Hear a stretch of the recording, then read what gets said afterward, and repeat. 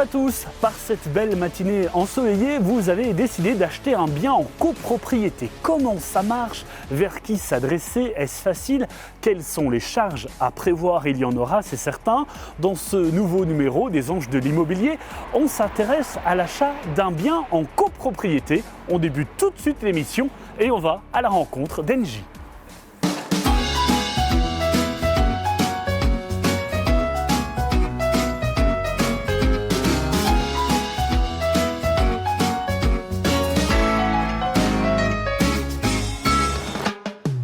Salut Engie, tu vas bien? Hello Geoffrey, oui. Et super nouvelle, j'étais à la recherche d'un appartement, je l'ai trouvé, un petit bijou en centre-ville, bien situé avec un balcon. Qu'est-ce que je fais? Je signe directement? Non, surtout pas, surtout pas. Ah bon. Alors, quand on achète un bien en copropriété, que ce soit un appartement, une maison ou un garage, il faut être attentif à plusieurs choses. La première, la personne qui va te vendre ce bien va devoir te débriefer en quelques mots la loi sur la copropriété. Ok.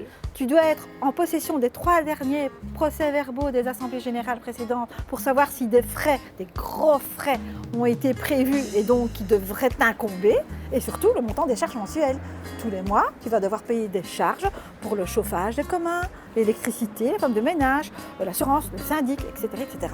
Qui gère tout cela, la vie avec les autres copropriétaires du bâtiment? Alors évidemment, c'est un agent immobilier agréé, mais qui a une autre casquette, une autre fonction et qui s'appelle le syndic de copropriété. Son rôle, c'est? Son rôle, il est tellement complexe qu'on va faire appel à une spécialiste, Véronique Roland. On va à la Louvière rejoindre Véronique tout de suite. Alors nous, on est un maître d'œuvre et on est le lien entre l'ensemble de tous les copropriétaires, puisque vous n'êtes pas sans savoir qu'on n'est pas obligé d'habiter, on peut très bien louer. Notre tâche va être d'être le représentant légal vis-à-vis de tous les fournisseurs. On va devoir s'occuper de la partie comptable, évidemment, organisationnelle. Un syndic a des pouvoirs particuliers lorsqu'il y a des urgences, comme par exemple un balcon qui s'effondre. À ce moment-là, il ne doit plus attendre l'autorisation de l'Assemblée des copropriétaires pour prendre des décisions, il peut le faire de son propre chef. Il est même obligé de le faire de son propre chef, c'est ce qu'on va appeler les mesures conservatoires. Voilà un métier que l'on a découvert et un métier pas facile. Merci à Véronique pour son témoignage. Vous le savez, on ne vous cache rien dans les Anges de l'immobilier. Engie, on va parler argent. Sujet tabou? Non, pas ici, pas chez nous. Alors, dans une copropriété, il y a 2 types de frais, des charges et les frais de l'immeuble. Alors, les charges font partie des frais d'immeuble et puis les honoraires du syndic. Le syndic, en général, se fait payer entre 25 et 50 euros par mois pour son immense travail. Et puis les charges aussi entre 100 et 400-500 euros.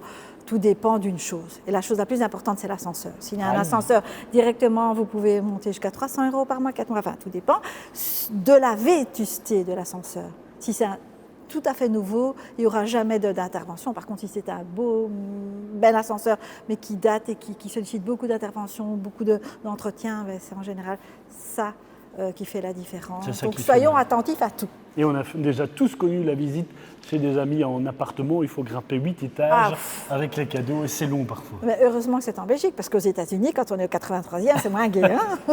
On va continuer, aller à la rencontre d'experts de notre région. Engie, est-ce que tu connais Sylvain Blavier? Évidemment, c'est le représentant des notaires. Et il va venir dans notre émission, il va parler de... Alors, il va parler de l'aspect évidemment juridique de l'acquisition d'un bien en copropriété, donc ce qui doit figurer dans l'acte d'achat et surtout de l'acte de base. C'est à lui.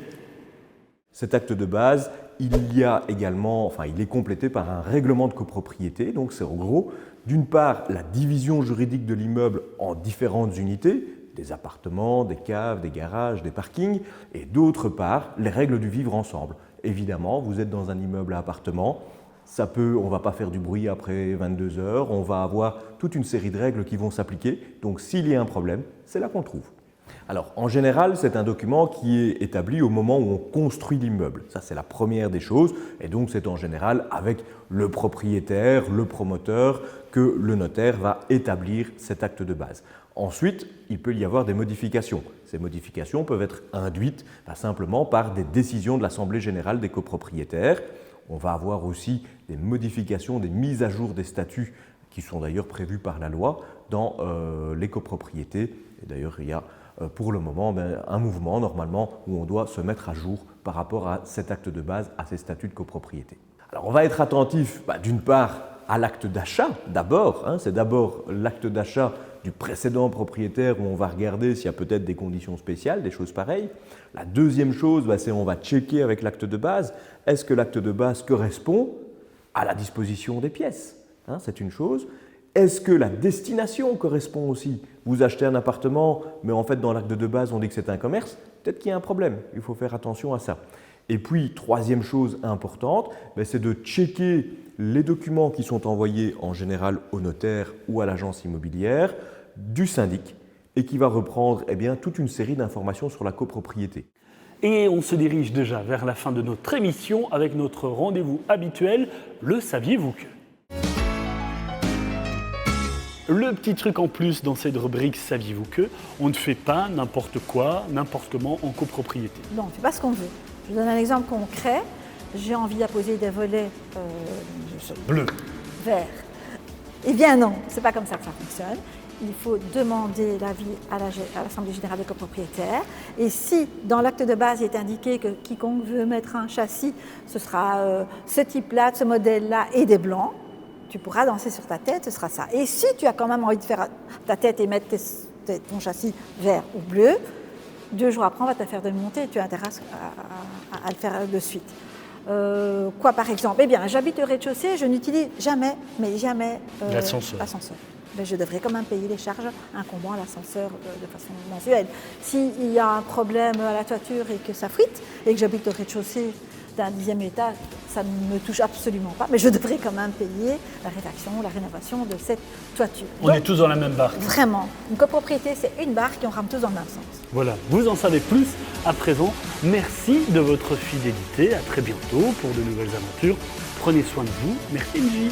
Merci et au revoir.